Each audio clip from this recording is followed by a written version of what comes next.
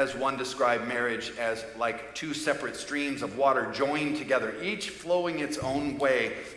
Suddenly, when they come together, they are like one river, and they are not easily separated. Their movement, their direction, their course is now shared, and this is what God is creating in marriage. But that design, God's design presses against our natural tendency, the natural tendency of the human heart. Life alone curves inward. Work and strength and knowledge can all center upon the individual. Marriage interrupts that pattern. It brings another person into the center of life. It creates a union that should not be ignored. Living for yourself is no longer natural and easy. Marriage presses against our self-centeredness. We must listen, we must respond, we must give. You must consider someone other than yourself. Marriage isn't erasing self-love. It is confronting your self-love. Marriage exposes it, is pressing right against it. You see, this is not just companionship. It's not just a partnership. Marriage is a union, a shared life, a joined experience. It's a relationship that changes how we live at the most basic levels. The man who was once alone now stands with another. The man who could live a life centered on himself is now in union with somebody else. And that leads right back to the question. Marriage has all sorts of purposes. We're focusing on one specific purpose. What's one of marriage's central purposes? Beloved, marriage is a union that reveals your self-love. That is one of God's main purposes in your marriage. It is to reveal your self-love. That's what all this has been building toward. Even before sin entered the world, God designed marriage to bring something hidden in you to the surface. And I'm not really sure, maybe kids, they're right up there with marriage, they will bring these hidden things right to the surface. It's not just her habits that trouble you. It's not just the way he does things that bother you. Something inside of you reacts and it's rising up. Marriage is a union that reveals your self-love. It does a lot of other things. Not saying this is the only thing, but it certainly does this. It is revealing your self-love, and God knew the problem before it was even a problem. It's not good that man should be alone. He will turn inward.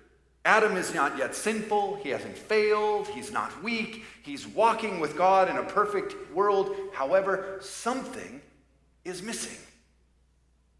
The problem clearly is deeper than sin. You see, it's built into how we're made, and that's all part of the gift of marriage. It's revealing what the world would otherwise, or I should say, what would otherwise stay hidden. I hope that I am not the first person to tell you this. I hope I'm not.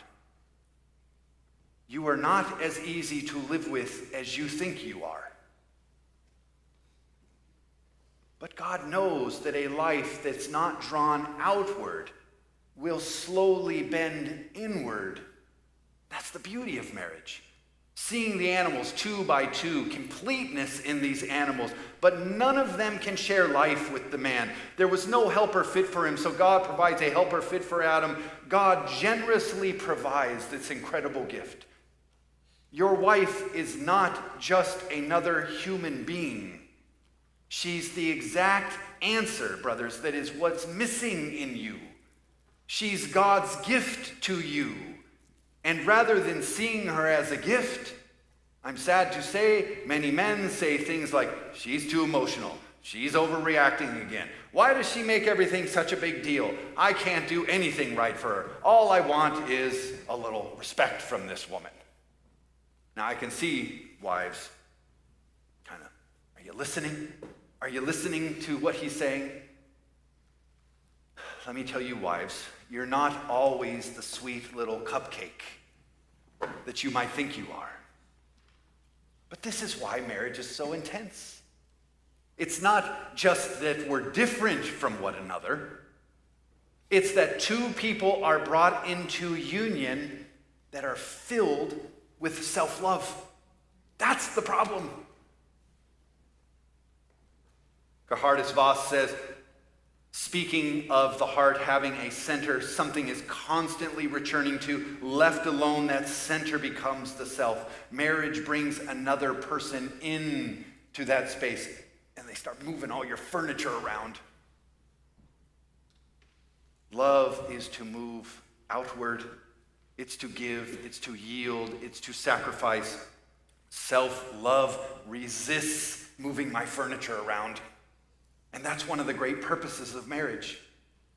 This is a blessing. This isn't like a negative thing. This is a blessing. I know it may not feel like a blessing, but it is actually a blessing that marriage is a union that is revealing your self-love. And that's a good thing. And this is what makes marriage so incredibly unique. It's different than any other relationship you'll ever have in your whole life. It repeatedly shows you the same reality. You're not as outward as you thought. You're not as selfless as you thought. Marriage is revealing your self-love, and that's one of the central purposes of marriage. God created a union that removes your distance. He joined man and woman together. It's a shared existence. The revealing is not accidental. It's a shared existence. Marriage isn't just a companionship. It is not just a partnership. It is something clearly deeper than even we're talking about with this one thing. But another person is now revealing your inward orientation. God doesn't want it hidden. Marriage is exposing it. It's pressing against our self-love. Marriage makes you aware of your self-love again and again, and then when you think you got it, it does it again and again.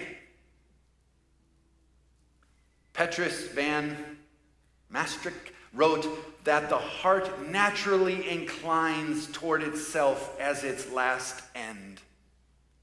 Marriage presses right against that inclination of us.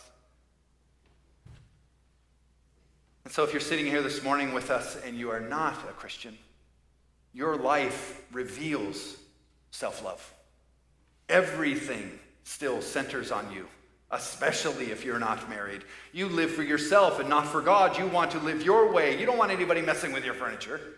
Just leave it right where it is. I like it just how it is. That's your inclination. That's the heart's inclination. But you were created to belong to God. You were made to be in union with Jesus Christ. You were not made for yourself. You will churn inward and it'll keep getting worse and worse. You were made to live with him and for him. And without Christ, you'll feel that missing piece because you'll just keep churning inward more and more. And you can live a life and there will be substantial emptiness in that life. And this is why the Bible describes you as a bride. Christ is the groom. He is coming, has come for his bride. He's calling you into marriage with him. Salvation is union with Christ. To no longer live for yourself, to belong to him like a wife is to a husband. But right now, if you're not a Christian, you are not joined to him. You are not in union with him. You, of course, are living for yourself. You have not said, I do to the groom. You are still living for yourself. You are the gift for whom Christ died. Believe by faith and come into union with the groom. Marriage is pointing you, non-Christian, to this exact reality. It exposes your deep need. It shows you cannot fix yourself. It shows you need something greater. God is calling you to his groom. God is calling you to belong to Jesus Christ. God is calling you to be in union with him. God is calling you to leave your self-love. You must come to Christ. You must be joined to Christ. You must come and say, I do to Christ. And that's how you are saved. That's how you become a Christian. That's how you are saved from an eternal emptiness away from God. Christian, you belong to Christ. You have already said, I do to the groom. And like our marriages, your relationship with Jesus Christ should be, I hope, revealing your own self-love. Your marriage to Christ reveals your self-love. Just look at yourself in comparison to him. You cannot remove it yourself. Christ has the power, of course, to change you. You must come to him continually. His grace will remove your self-love if you have enough selflessness to give up your self-love. You have said, I do, Christian. You have said, I do to Christ. You belong to him as his bride. You are joined to him. You are in union with him. Yet this marriage is revealing your self-love. It shows what remains in you. You still churn inward at times. You still want things your way. The old self clings tightly, and it pulls you inward, but you are not left alone, believer. Christ has the power to change you. Christ is dwelling in you by the power of his Spirit, and you cannot remove your self-love by yourself. Effort alone will not fix this. Trying harder won't last. You must come to Christ daily. You must depend upon his power. You must draw from his grace. Christ works from the inside out by the power of his Spirit. He changes what you love. He reshapes you. His grace will weaken your self-love. His grace turns you outward. His grace teaches you to give what you once were not willing to give. For the sake of your marriage, if you are married, ask Christ to change this about you. Brothers, ask him to remove your self-love and treat and speak of your wife like the gift that she is. Sisters, love your groom without self-love. If you're not married, the same principle applies. You cannot remove this self-love. It is hampering your relationship with Jesus Christ. You must daily come to him and plead for the grace to remove the self-love between you and your groom.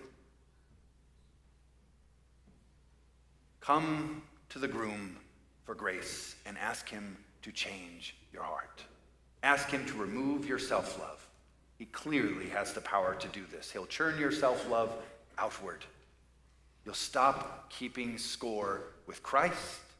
You'll stop keeping score with your spouse, because loving Christ and your spouse won't measure what you, of course, get from your spouse or from Christ. You'll give and you'll yield and you'll serve Christ. You'll serve your spouse. His grace is how your heart is changed. His grace is how your marriage changes. You will love her from your love for Christ, and you'll love him because of your love for Christ. Remember, one of the greatest blessings in all of marriage is that it is a union. It's a union. It's a beautiful union that reveals your self-love. Amen.